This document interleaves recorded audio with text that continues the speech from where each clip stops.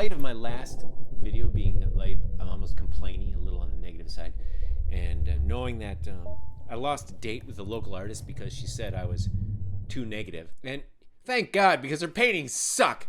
They're pretty good. I actually learned a lot from her. I went to a demonstration she did once, and it was pretty good. So, in light of the negativity, I want to tell you something that's awesome. I was in a play called Celsius 232. It was a retelling of Ray Bradbury's Fahrenheit 451. It was put on by Milwaukee's greatest theater company, Quasimodo Theater. And the director has this way of having each character write their part through improvisation and incorporation. And every rehearsal is different. The script is not settled until almost sometimes well into the run of the show, like when we did Love and Cthulhu for Valentine's Day. Anyway, Celsius 232. Oh, he also loves clowning, so there's always clowns in his plays, and I was part of the clown chorus. So a bunch of people doing clown antics with noses and white face. The clown chorus was the firemen, and there was a scene where we were burning this woman's house down with her in it, and we were tearing up her books and laughing. So in order to tear up her books and laugh, we have to have books to tear up. So a lot of the work we do is mime as well as a clown chorus. But we actually had books that we were tearing up. And I rescued one of the books, and it's The Last Unicorn. The Last Unicorn has always had a place in my heart because it was animated when I was in middle school. And Siskel and Ebert gave it a positive review, and then it came on HBO, and I liked it. And I wanted to read the book, but not enough to actually read the book. The troubling thing was that the unicorn was female. And I mean, if it's a girl, who cares? I don't care about girls.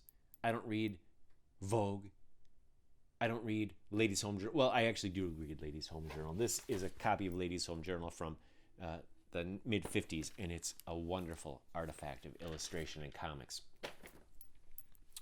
Putting that aside, like I said, men don't care about. Maybe I didn't get as far as saying men don't care. I don't care about women's stories. I'm not going to read Little Women. Men don't care about women's stories. No man is going to read Little Women. And no man is going to read Little Men either. I mean, give me a frickin' break. That's why we read books like Action at Alameda, Park Avenue Nurse, Brand of a Texan. Books that you can tear the page out and wipe your arse with it. Nobody has missed the page from the world lexicon of literature. Men's literature, it's like it's the badass version of chick lit, but chicklets. And my point is that because it featured a girl unicorn, I was like, that's nowhere near as cool as Michael Moorcock's Elric books, where he's flying through dimensions with a soul-eating sword, right? The sword that devours souls. In the battle between men and women, I'm neutral. There was a TV show in the 70s called Battle of the Sexes. I never watched it. So now that I have some credentials, and you can trust me, I'm going to tell you about The Last Unicorn, because in Quasimodo, I rescued this book, and I took it home.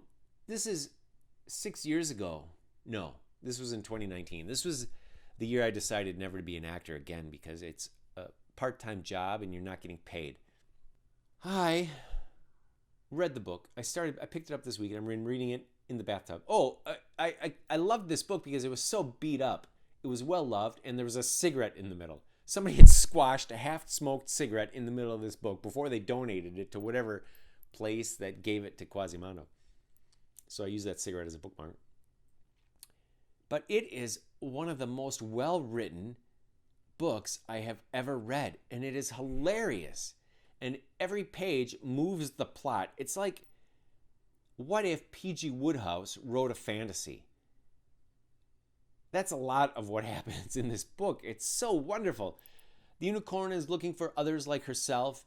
And she's gone on a quest. She's left the woods that she's been living in for generations, and she's on this quest. She meets a magician named Schmendrick, and Schmendrick is kind of a screw-up, but he's an actual magician. His magic works.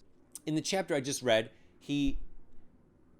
a bunch of rogues come into town and they disrupt things and they steal his hat. And he's like, he's had too much to drink, so he's bold, and he's like, "Sir, give me my hat." And they refuse. And they're like, do something with magic if you're a magician. He calls to the hat, and it floats out of the hand of the guy who stole it and floats towards him, scoops up some water from the trough on the way, and heads towards the head of the bandits. And the head of the bandits like, "Oh, no!" But it curves, and it dumps itself and lands on the head of the mayor of the town, who was hosting Schmendrick's dinner that night. The brigands abduct Schmendrick and take him to their hideout in the woods. And on the way, he doesn't really notice what's going on because he's so upset that the end of his magic trick failed. And he's like, there was too much English, which I thought was brilliant. And then he says, but magic knows more about what needs to be done than I do.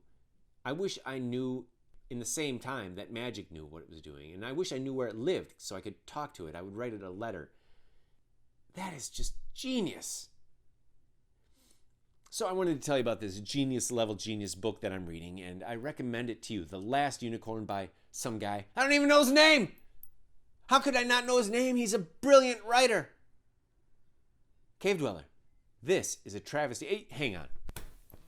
Peter S. Beagle. Yeah. That's it, all right. This is the harpy.